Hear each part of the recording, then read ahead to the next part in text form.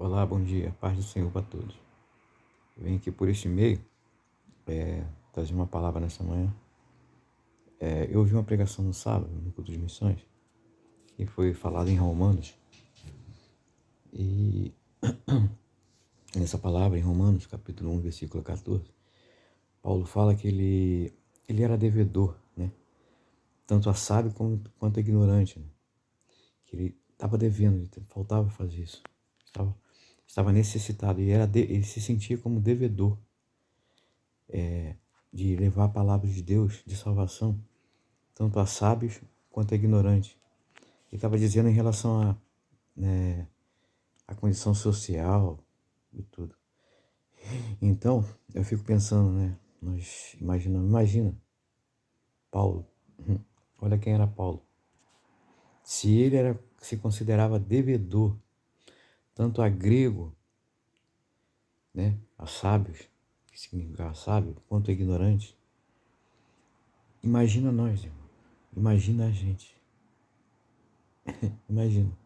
Imagina eu, né? Que somos, né? Não fizemos nada em relação. Se nós formos comparar, não tem nem como comparar, na verdade, né? Com a vida de Paulo, do apóstolo Paulo.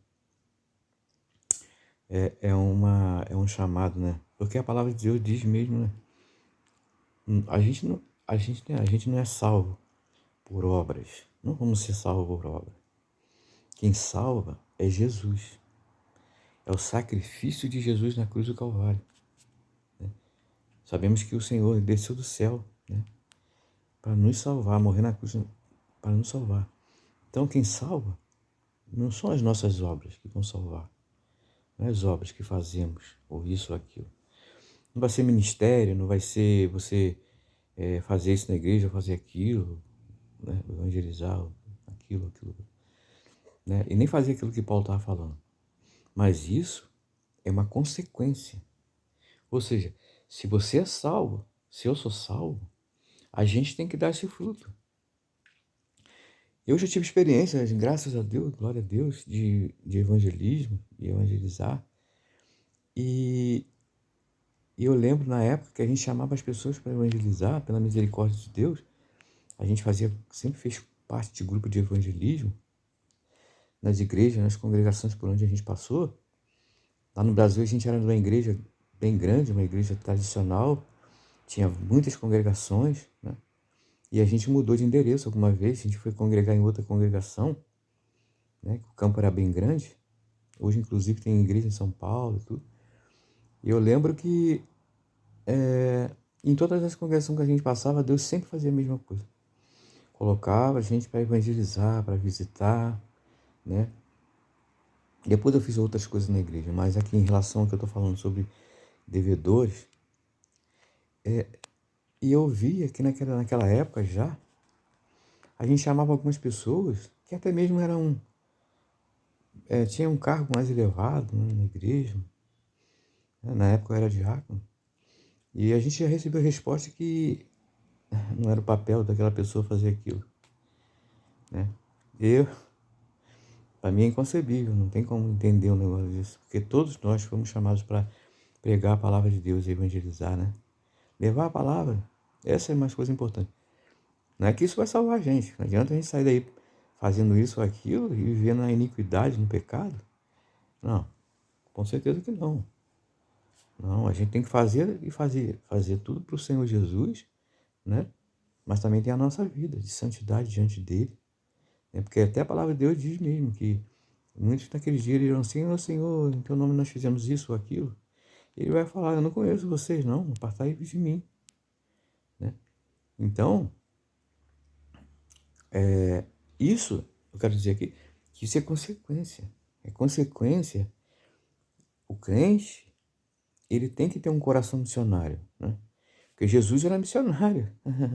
Se Jesus fazia o quê? Jesus era missionário. Ele saía evangelizando, pregando o evangelho, falando. Os discípulos, ele falou: ide, pregar, ide, né? Então, a gente foi chamado para isso.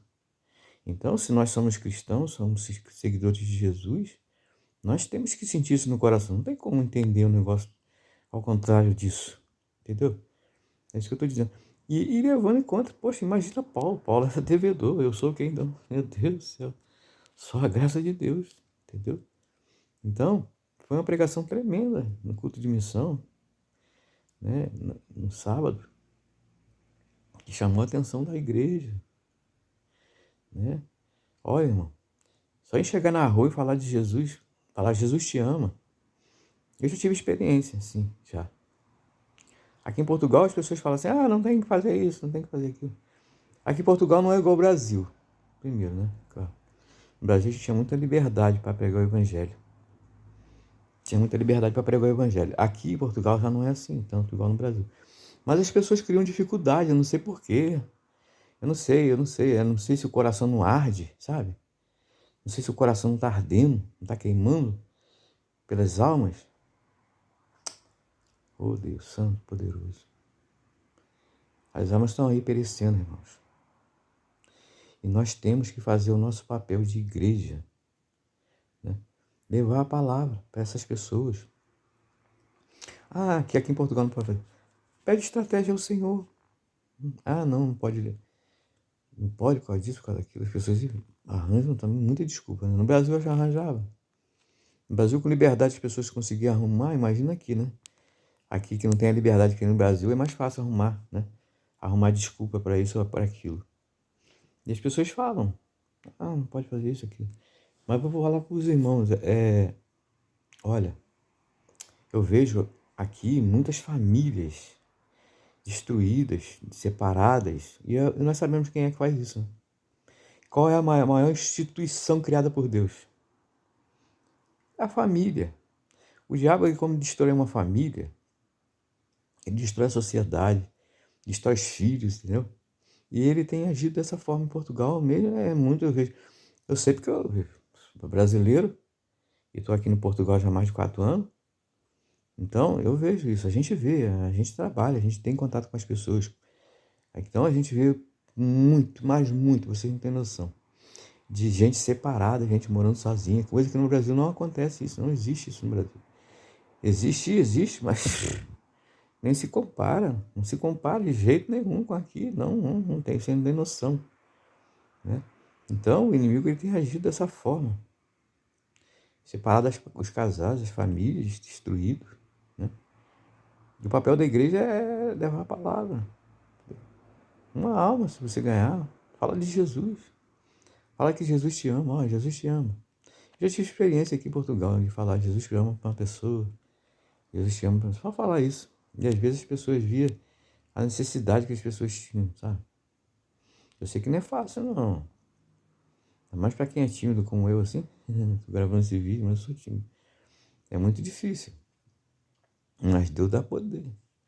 Às vezes é preciso um folheto, né, para poder começar. Não é fácil, não. No Brasil é tão fácil. Lá no Brasil é uma facilidade tremenda. Você pode falar de Jesus em qualquer canto. Também tem perseguição? Tem, mas nem se compara. Eu já tive muita experiência pela misericórdia do Senhor no Brasil. Então, mas eu quero dizer que aqui, o foco desse vídeo é o quê? É dizer que se Paulo era devedor, né, tanto a sábios como aos ignorantes, imagina a gente. É isso que eu vou falar. Nós somos muito devedores, muito, mas muito mesmo, né? Paulo, que foi um homem de Deus tremendo, escreveu, poxa, nem se compara. Não precisa falar de Paulo aqui, né?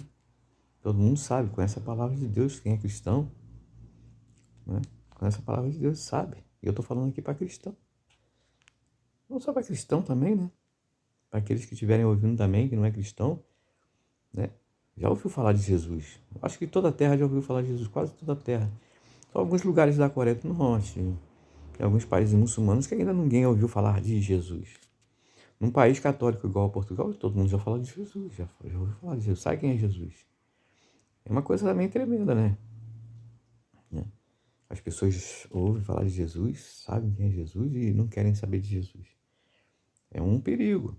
Você, né, que sabe, conhece o nome de Jesus, que já ouviu falar do nome de Jesus, não importa em qual lugar você ouviu falar de Jesus, Jesus, aquele que morreu na cruz do Calvário, que não está mais lá pendurado em cruz nenhuma, que não está morto e não está em cruz nenhuma pendurada mais. Ele já saiu da cruz, Está lá à direita do Pai, esperando a ordem de Deus para vir buscar todos aqueles que o receber, aqueles que aceitar a Jesus como Senhor e Salvador, aceitar o sacrifício, confessar que Ele veio como um homem em carne e morreu e ressuscitou terceiro. Esse vai ser salvo, né? Esse vai ser salvo. Né? E fazer a obra não. Você vai ser salvo, aquele que, e segui-lo, né? Segui-lo, segundo a palavra, é claro, né? Então, se você já ouviu falar de Jesus alguma vez, né? Saiba disso. Jesus está voltando. A gente está vendo aí, ó, os sinais se cumprindo a cada dia. Sinais no céu, na terra, violência, moça esfriando. As pessoas, pá, já aconteceu isso, sempre aconteceu. Não, aconteceu já. Não, mas não dessa forma. Sinais no céu e na terra, temperatura, tudo. Em alguns lugares, em alguns países, não está acontecendo tão gravemente. No Brasil tem visto muitos sinais, né? E vai acontecer, não tem como, vai acontecer. A palavra de Deus está se cumprindo. A guerra, tá aí as guerras aí. Sempre teve? Sim. Mas uma guerra, se acontecer uma terceira guerra mundial, não, com certeza não vai ser igual às outras não, entendeu? E pelo que eu vejo, as notícias, a cada dia se aproxima mais desse dia. Né? Vemos Israel, as guerras de Israel, vemos os pactos de paz que estão sendo aí a cada dia planejados, né? Pelos governantes. Pacto Arábia Saudita, com os países árabes, Israel. Isso é o maior sinal de todos. E a palavra de Deus diz que Israel é o relógio de Deus na terra. Então, Jesus está voltando. E independentemente de Jesus voltar, arrebatar a igreja e vir aqui, não vai vir na primeira vez na terra, né, da segunda vez, ele não vai vir na terra, ele vai arrebatar a igreja, os que estão mortos vão ressuscitar e vão encontrar com ele nos ares. Depois ele vai vir para derrotar aquele que vai se levantar na terra nesse tempo. Sabemos que quando a igreja sair da terra, o Espírito Santo sair também, a terra vai virar um caos. Aí sim, ele vai vir a segunda vez, né, para proteger o povo de Israel, que é o povo, né, escolhido por Deus. Aí ele vai vir. Diz que vai vir com a igreja, entendeu? A palavra de Deus diz isso. Então, a gente tem que estar preparado. E não só isso em relação a esse dia. Porque ele vem a todo dia para cada uma pessoa. Aquelas pessoas que morrem hoje, amanhã, ele vai vir de uma forma ou de outra. Uns, né, morreu com Cristo, né, e veio, vai para o seio de Abraão, vai ser salvo. Né, vai para o céu, vai ser salvo. Agora, aqueles que não aceitarem, negarem o sacrifício dele, não acreditarem, esses, a Bíblia fala que é complicado. Vai ser uma situação muito ruim. Está lá escrito na palavra de Deus. Que vai ser choro e ranger de dentes, sofrimento eterno. Imagina, você vive aqui 80, 90, 100, sei lá, anos na Terra, sofrendo, né? Às vezes até tem uma vida boa, rico, não sei, às vezes não sofre muito, né? Aí, mas só que é só 100 anos, sei lá. E aqui, e depois disso, que é eterno. Agora imagina, viver uma vida boa aqui na Terra de não sei quantos anos. É claro que depois que chega depois de 70, sei lá, é sofrimento, é doença, é aquilo, aquilo outro. Não chega nem isso. Vamos dizer que você tem a vida super boa até 100 anos, vamos lá. Mas é só 100 anos, filho. Imagina a eternidade de sofrimento. Então, a vida nossa aqui na Terra é para isso, é para fazer a vontade de Deus. A gente está aqui de passagem, essa carne aqui, ela apodrece, volta ao pó. Mas o nosso espírito, a nossa alma, não. Ela é eterna. Veio de Deus, é eterno. Então, a gente está aqui na Terra e a gente tem que fazer enquanto a gente está vivo. Enquanto tem vida, está respirando, façamos a vontade de Deus, aceitemos Ele como Salvador. Depois daqui, já era, não tem mais jeito. Fechou o olho aqui na Terra, segue-se a condenação. A Bíblia que fala isso. Aí as pessoas falam assim, a Bíblia, não sei o que, foi escrita por homem, não sei o que, não sei o que lá. Ah, tá bem, então tá bem. Ah, se a Bíblia foi escrita por homem, então você não acredita em Deus, pronto. Porque o único lugar na Terra que fala que existe um Deus é na Bíblia. Se você fala que a Bíblia não existe, então você é ateu. Você não acredita em Deus, pronto. Aí dá para entender. Agora, se você falar para mim que acredita em Deus e não acredita na Bíblia, então você não estou te entendendo. Porque o único lugar na face da Terra que diz que existe um Deus é na Bíblia. E se você crê na Bíblia, você crê na Bíblia toda, correto? Então, e se você crê na Bíblia toda, se você crê na Bíblia, sinto em dizer, você vai ser cobrado por isso, que você já sabe. Deus é justo, né? Então é isso. Só quero deixar essa palavra, né, nessa manhã. Que Deus abençoe todo mundo, né? Em nome de Jesus, estou aqui, graças a Deus. Deus tem me dado força. Eu estou aqui, irmão, algumas pessoas sabem, passei por uma dificuldade aí. Em nome de Jesus, eu creio que Ele está no controle de tudo. Está tomando conta, né? Peço, irmãos, em nome de Jesus, que orem por mim. Eu estou fazendo os exames. Estou esperando agora a consulta. E estou esperando os exames passar os resultados. E peço que os irmãos orem por mim. Orem pelas minhas consultas, entendeu? É isso que eu estou falando. Algumas pessoas passam por dificuldade. Mas isso é natural do ser humano, da carne. Mas Deus está no controle, entendeu? Deus está na frente de tudo. Tá bom? Fique com Deus. Deus abençoe todo mundo aí. Fique com Jesus. Amém.